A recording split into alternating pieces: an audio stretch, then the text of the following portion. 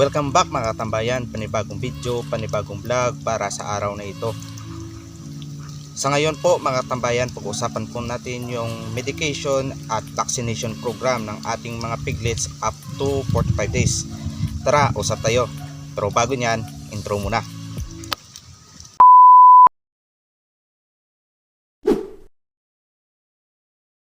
Yung pong mga sasabihin mga katambayan ay based po ito sa aking experience as swine management productions and technical services ng isang feeds company dito sa aming area.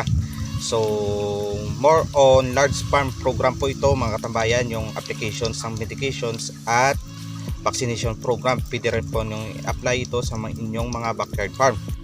Sa unang araw po mga katambayan ng ating mga biik, yung activity na ginagawa natin ay yung pagputol ng ngipin.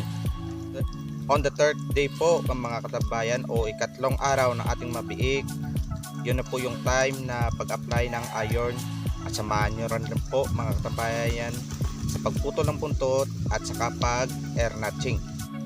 Sa ikapitong araw po mga katambayan, pwede na po tayo mag-apply ng mycoplasma vaccine. Ito po yung Respiosure 1 shot lang po ito mga katambayan, 1 ml to 1.5 ml per piglets.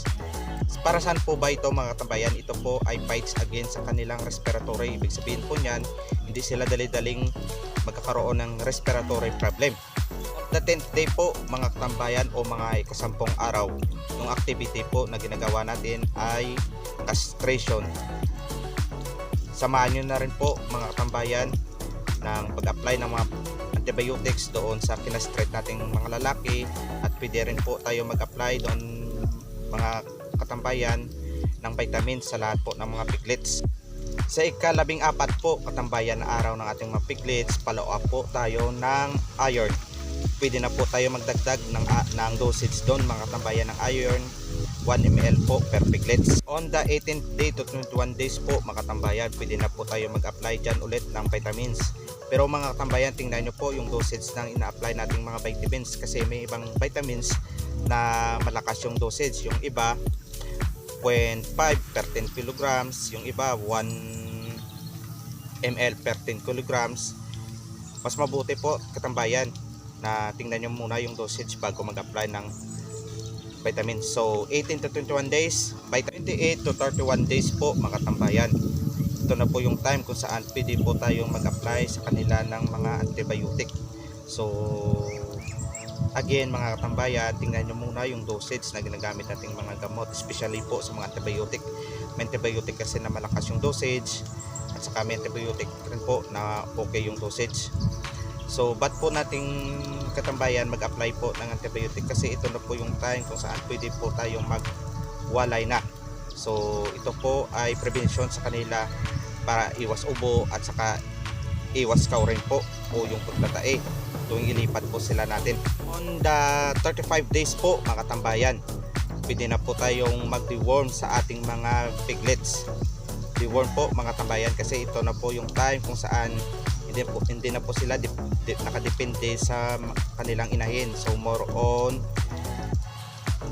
concentrate feeds na po yung ginagamit nila. On the 40 days po mga katambayan, follow up po ulit tayo ng vitamins. 45 days po mga katambayan, ito na po yung time kung saan pwede po tayo mag-vaccine ng hog cholera.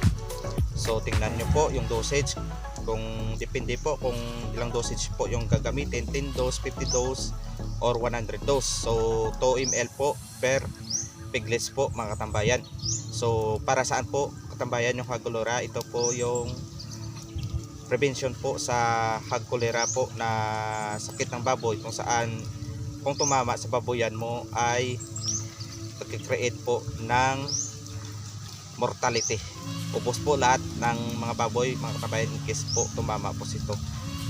So kung nag-start na po tayo mga katambayan na tinatawag natin ng vaccine, so tuloy-tuloy na po yan katambayan, hindi na po yan mawawala sa farm. So yan po ay immunity na po ng ating mga baboy.